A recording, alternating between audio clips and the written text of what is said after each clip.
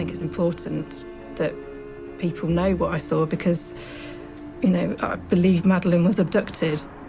I think up until then, there'd been some ridiculous drawings done by the Portuguese police. It made sense to find somebody who knew what they were doing to draw a proper picture.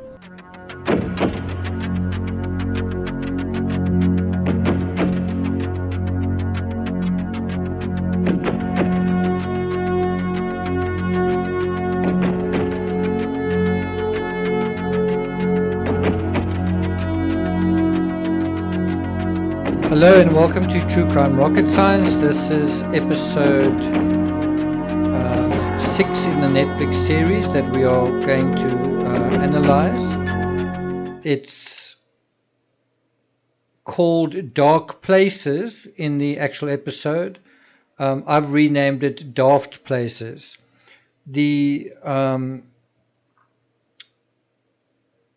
The whole episode is so sort of laughable that it's not really, it doesn't really disturb you. It's not really troubling, in the sense that you can't take it seriously enough that you sort of upset by it.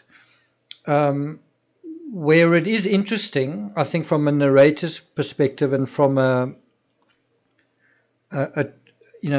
serious true crime analysis kind of perspective, is how someone goes about packaging garbage. So on the one hand, I would say that this episode is sort of broken into two pieces. The one piece is sort of obviously conjuring Madeleine back into existence. So Madeleine's still out there. So who could be the suspects? And how do you go about that? So it's sort of going back to the sketch artist, and you have this really imbecilic sort of moment where the sketch artist is saying her job is to sort of add spark to the on paper so that you can recognize the suspect, and then she kind of admits that in terms of Jane Tanner, there was no face. In other words, there was no spark. And the crazy part is the guy at the beginning, I think it's Brian Kennedy, sort of talks about how pathetic the police were in drawing up the identikit, but guess who gave them the faceless man? A McCann witness. So it's the McCann witness giving them garbage and then them saying, can you believe how dumb the police are? This is the sketch they came up with. The sketch they came up with was based on Jane Tanner's description, which was nothing where the face was. And it gets even shakier than that, but we'll come back to that. The other part was kind of more interesting, a little bit more, what's the word, sort of academically sound. Not sound ultimately, but certainly there are certain aspects that would be of interest, which is a intertextual case, a case where a little girl had been killed or sort of, something happened. I think it was something like 7 miles from there, and I think her name was Joana Cipriano. I can do a separate episode on that if you guys want me to, but this particular girl was sort of being held up as an example of how badly Amaral investigated the case, charges that were brought against him. So they didn't really look at the case itself to say, could this have happened to Madeleine? They looked at it to say, look what an idiot investigator Amaral is. And, when you look at that case, it was a case of the child being related to the mother having incest, I think, with her brother, and then the little girl walking in on them, and then them murdering her. And then because of the taboo, the scandal of it, her remains were basically never found, but no one was under any sort of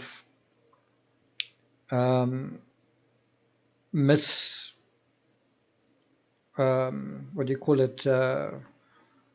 no one was sort of under the idea that this little girl was still alive. They found what they thought were human remains in a pigsty, but there wasn't enough evidence there to definitively link it to this little girl. But then you've also got to say, well, who else could it have been? If it was like the pigsty related to this home, where this little girl disappeared, where else could she be? And then there are other aspects to look at as well. But the bottom line was, it was a child killed by those closest to her. And she didn't disappear, she didn't walk away, and she isn't still missing. She's dead. And of course, the documentary doesn't touch on any of that. All they do is they refer to the little girl, and then they refer to how Amaral botched that investigation, and then also sort of how he apparently threatened people and so on, which those charges were never brought against him, or were never successfully brought against him. Of course, in an instance like this, you just really want to mention that, because what you're here to do is to show the McCanns as heroes and the cops as villains, right? What is also interesting about this is just how the guy in the beginning talks about, you want to get a proper sketch artist and investigate this properly, when the actual sketch is pathetic. It's not even a face of a person, but then they make that the fault of the police. In the previous episode, we looked at just an instance where Kate McCann is crying and emotional over trolls.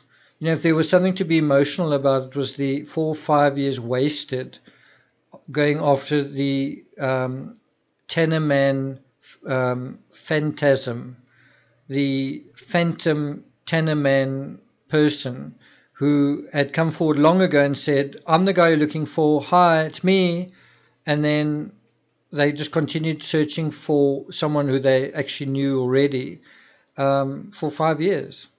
And when the investigation got sort of put back on track, so to speak, but still not really, then they were going to search for somebody else, and we'll get to that. But that was something to cry about. If you had put so much effort into printing flyers and doing PR, and ultimately it turned out that the search in the first 5 years of Madeleine's disappearance, if you genuinely thought it was that, was for nothing. All that effort was for nothing. And if she was alive, your best chance of finding her would have been gone, because you were too busy traveling around the world, jet setting, shaking hands with the Pope, to find out whether this sighting was credible, to find out, who could this person have been, and just sorted that out right in the beginning. That would have been something to cry about if this was a genuine situation. Of course, when you hear that the Tenorman sighting was not credible and not something to continue investigating, do you hear the McCann sort of saying, "Oh, that's regrettable," or anything like that, or do they just remain kind of smugly silent on the issue? Who are the idiots in this story? Them for not checking, or us for not checking? And that's something I want to highlight in this particular episode, is just people that are sometimes suspects, who are covering up, rely on us not going and digging and finding contextual and relevant information. For example, where did the various people live in this story? Which way was Tenorman walking? Where was the creche? Who are the various people?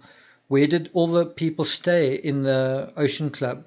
The Tupper 7, where did each member of the Tupper 7 stay? Where did the other people stay? Who were the other people staying at the hotel at the time? the most basic things that anyone would want to know, if you were investigating. And what you can kind of anticipate is they're relying on the media not figuring this stuff out, and also the general public not figuring this stuff out. Just kind of taking their word for everything. Look at the sketch, and it's got someone with no face, and let's sort of begin the process of putting faces into that empty mask. It could be anyone. Let's begin that process. And so this is really what that episode's about. It's the beginning of putting a kind of a guy with a sort of long hair and a creepy sort of hairstyle into that face. That is what this episode's all about. So it's not about child neglect, and it's not about cover-up. It's about turning 5 golden rings into lots of running hairs, as many as possible. And so, let's get going on the episode just in terms of the actual details. Now, an authentic true crime investigation narrows down suspects. This is something that can happen in as short a period as a few minutes to an hour, or if not, then it could take maybe a couple of days. And if not, then maybe at the most a couple of months. But what you're doing is you're narrowing down suspects. You're going from many people to very few. If you think of the Amanda Knox case, that case started with quite a few suspects. Many of the people, were housemates and friends, and then the number of suspects was made fewer and fewer and fewer. You had a little bit of that in the Chris Watts case, where there were a couple of possibilities, but ultimately it ended up being Chris Watts. And the conspiracy theorists do the opposite. They try and make it about as many possibilities as it can be to keep the story going. The conspiracy theorists kind of make hay out of this garbage. And of course, if you someone who has something to lose, if you are a suspect, it suits you to have this sort of hamster wheel of just constantly running after someone, and then someone else, and then someone else, and someone else, and ultimately getting nowhere. As long as you're not investigating the family, that's fine. Just keep going just keep sending people through the revolving door. It's another headline. This could be the perpetrator, arrests imminent, and then a year goes by. Next year, perpetrator found. Is this the person? Everyone gets excited. Nothing happens. Another year goes by. And when I was in Praia de Luz last year in May, they were talking about exactly that. That they were about to arrest a German paedophile, but it turned out to be a guy, I think, who was in jail at the time, and he was sort of more interested in boys than in girls, something like that. In the Ramsey case, you kind of had the unfortunate, from a PR perspective, news that the CBS suit had kind of been resolved in a way that the Ramseys couldn't crow about it in public, and so right around about that time, suddenly they found their suspect, and it was this guy who'd been previously ruled out. So it's a kind of a clever trick, and it's a trick that's used quite a lot. Is the best form of defense is attack. Just keep naming some other suspect and just keep doing it. You can just keep it up infinitely. But the point is, authentic true crime narrows down suspects. Bogus true crime keeps identifying another suspect, another one. And the public fall for it. The ignorant public fall for it. So think of evidence as a sort of tornado of dirt, debris, disorientating plumes, and strong winds that tug one way or the other. But there is a center to all this confusion, and a clear path that the tornado is taking us on. Bogus true crime, or Apologia, the true crime rocket science term for a sympathy narrative that serves the suspects, does the opposite of funneling towards a concrete result. In episode 6, we begin to see that reverse muddying process. Now that Madeleine has been resurrected, it's back to square one. Who took her? In episode 6, there's some focus on Robert Murat, the first suspect and arguably the prime suspect. Many good reasons are put forward for Murat being the right profile for a paedophile abductor. The investigation builds him up as a suspect. Some millionaire dude interrogates him and bugs their conversation. But then when all is said and done, it's not Murat. Who else could it be? Could it be Murat's friend Sergei Malinka? And so gradually the vortex of the investigation widens and widens and widens until it dissipates completely, becoming like an enormous garden. The private detective employed by the McCanns is obviously faultless and incredibly effective compared to Amaral. Now enters the scene as kind of a vivid butterfly hopping from one flower to the next. Each flower is introduced as a very credible suspect, only to be abandoned in lieu of the next flower. It's compelling stuff. Could it be this guy? How about that one?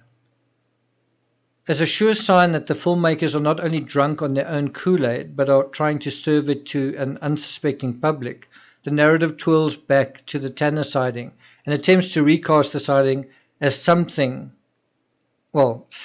else. Remember, Murat and Malinka have now been thrown to the curb as suspects, so it's time for a new character to rise as the next suspect, and the more flowery, the better. I'm not going to indulge in the backstory of the creepy buck-toothed fella who was knocking on doors trying to raise dosh for his dodgy orphanage scheme. Suffice it to say, it forms a creepy, if unacknowledged, parallel to the idea of sinister doctors knocking on television sets trying to raise dosh on the dodgy premise of a disappearing daughter. For more information on Gail Cooper and how the creepy narrative came into being, click on the story below. Creepy buck-toothed man spotted lurking near Madeleine McCann flat before she vanished, was seen weeks later with kid matching Maddie's description, the son. Now that a new character has been conjured into existence, he needs to be connected somehow to Madeleine McCann. He looks suspicious. He walks suspiciously. He has dubious intent with his little door-to-door deception. But for him to walk into the McCann mythos, he needs some sort of conveyor. He needs to be conveyed to the scene. Enter Jane Tanner. And we have Jane Tanner saying, and it's the clip I played at the beginning, I think it's important that people know what I saw. Because, I believe Madeleine was abducted. And then the sketch artist's drawings of the buck-toothed creeper are presented to Jane Tanner. Tanner is asked if the drawings look anything like Tenorman. Hold your breath. Jane Tanner felt there was an 80% likeness. So what's quite incredible is Jane Tanner is responsible for the Faceless Man, which sort of took everybody on a wild goose chase for 5 years and was actually just based on Dr. Julian Totman. And then when she's shown another person, she says, oh, that looks 80% like the guy that I saw. And this is a guy with a face. And thanks to that breakthrough, the new Tenorman kind of went across every Portuguese and English newspaper kind of overnight. And suddenly the McCanns aren't really suspects in the public domain. Now it's this dude. Now there's a face that people can look for. That's not the McCanns. Admittedly, the new sketch was an 80% likeness, wasn't it? I mean, both men wore brown coat. Both wore lighter coloured trousers. The original sketch showed a man with longish hair and the creeper had longish black hair. So the reality is Tanner claimed she never saw the man's face, so 80% is basically the whole outfit, the hair and everything else but the face. On the other hand, by leaving Tanner man's face blank, one could put any man's face in there and it could be an 80% fit, couldn't it? All of the above is just logical conjecture, of course. In order to prove how much punch is in this particular concoction of Kool-Aid, we need only refer to Tenorman himself. Oddly, the docuseries neglects or conveniently forgets the part where Tenorman actually comes forward, identifies himself, and even hands over the clothing he wore to the media. He not only admits it was him, he admits he was there, carrying his child from the Ocean Club creche home that night. And that part's really, really important. He's saying which way he was walking. And again, this relies on the public and the media not having any common sense and not having a map and not even just putting obvious two and two together. If Tenorman, and in this case it's just Totman, that's his actual name, was walking from the Ocean Club creche home, it means he was crossing the road towards the Ocean Club. And that wouldn't make any sense for Jane Tanner's murky scenario, because why on earth would someone abducting a child be walking towards apartment 5A and not away from it? So Tenorman turns out not to be nearly the murky, shadowy, titillating mystery sighting it's been pretending to be for years. It's this guy. As I say, his name is Julian Totman. Totman was holidaying with his wife, identified by the initial R, and two small children. I won't name them here. The Totmans were staying in apartment 4GM, which was part of the same Ocean Club complex as the McCanns, but in a separate block situated to the east. In the image below, the Totmans' apartment would be approximately where the word road appears, midway in the image on the right.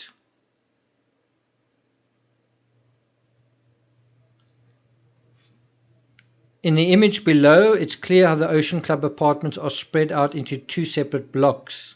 In a separate post, I'll show how the apartments are identified according to a grid, and where some of the most important players stayed in these apartments.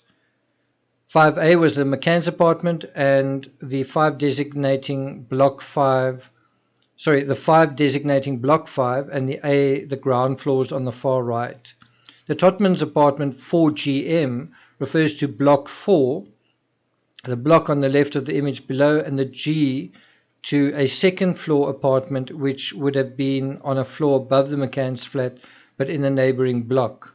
The BBC's graphic, while accurate, isn't very clear in juxtaposing the McCann's apartment to the Totman apartment, but it's in yellow, and then you can see also where the creche is, and that sort of gives an idea that they had to walk across the road to get to the, they had to walk across the road towards the Ocean Club in order to bring his daughter back.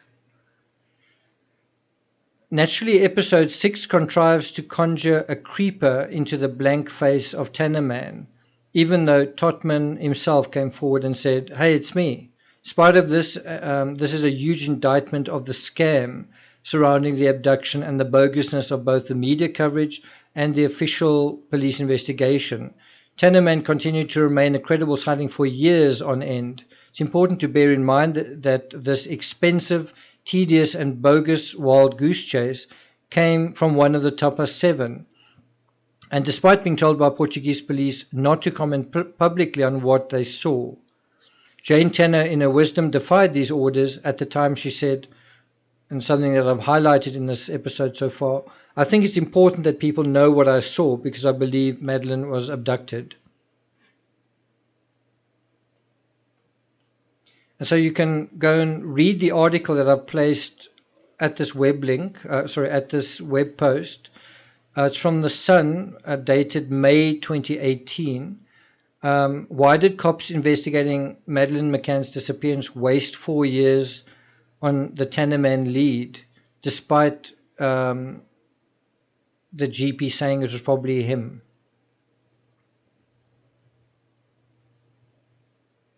The McCanns put out an artist sketch of Tenorman in October 2007.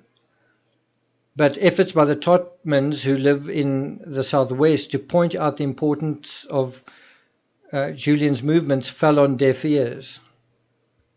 They were never contacted by Leicestershire police, whose officers were responsible at the time for collating all UK inquiries. Also of import is that the colour of the child's clothing in the Tanner sighting didn't match the colour of Totman's daughter's clothing, as described by Kate and Jerry during the numerous road shows. Totman's daughter's clothes were bright, especially the shirt, with long sleeves and long leggings, with especially bright orange ankle ends. These were facing Tanner, and yet Jane Tanner noticed the frilly edges of Madeleine's pants instead. Madeleine's outfit was all short sleeves and shorter leggings.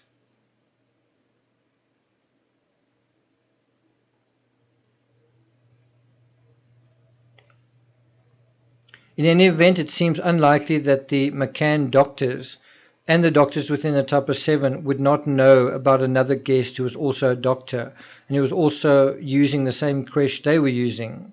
That's in the day. It's probably a good point now to indicate where the creche was vis-a-vis the Tupper Spa. In the image below, the yellow arrow shows the Tupper Spa oriented from the perspective of the McCann's apartment. The small square tent right behind it is the creche. Well, it's one of the creches, it's the creche that's on site. This shows how patently ridiculous it was not to have the kids looked after in the facilities that were right there. And facilities used by Dr. Totman as it happened. That's not completely accurate. There was another creche somewhere else as well, but that was certainly one of the creches. The image below highlights that play area up close. Note the square tented area behind the Tupper Spa at the top left of the image. Also note the location of the tennis courts to the car, the creche, and the kids' play area.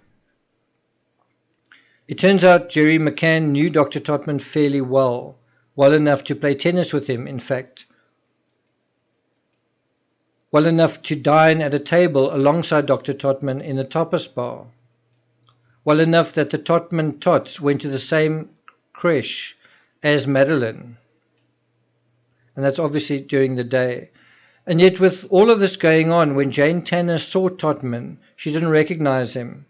Another aspect that seems more than a little iffy in Tanner's sighting was that,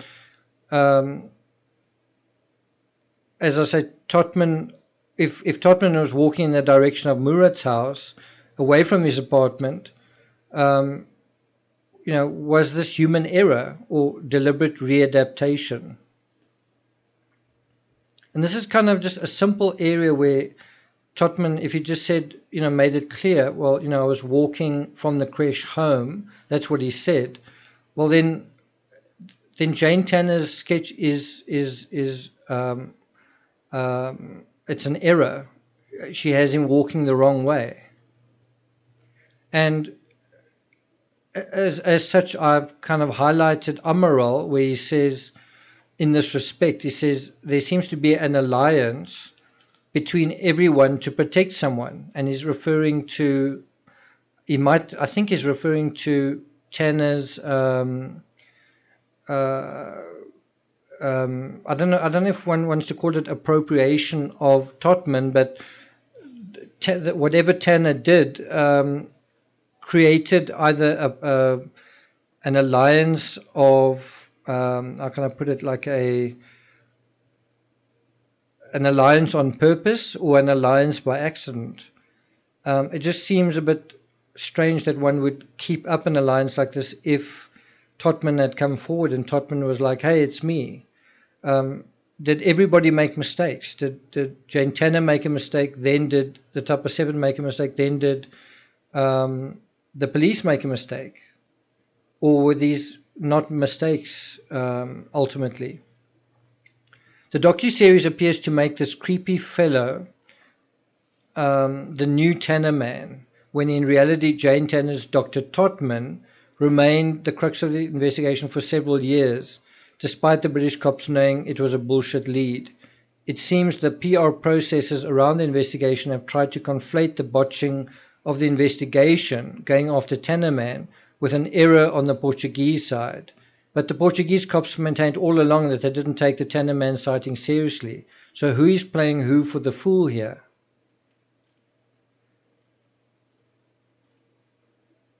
In a follow-up post, I'll be interrogating the intertextual aspect of the very compelling and interesting Joana Cipriano case, which was also brought up in episode 6.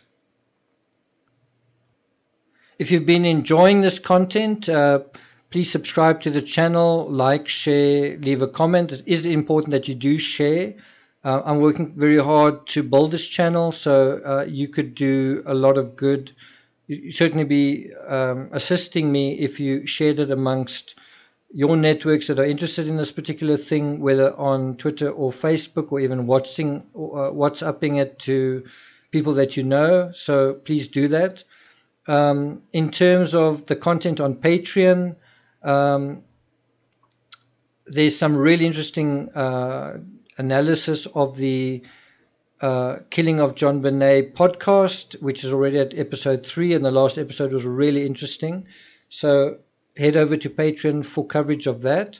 Then I'm already up to chapter 8. Chapter 9 will be up today on Patreon, on the 10-chapter audiobook Christmas Star, which covers the new last photo and the import of that in the John Bonet Ramsey case. So head over to Patreon/TCRS. And I'll see you guys next time for the analysis of the next episode in the Disappearance of Madeleine McCann Netflix series. Thank you for listening.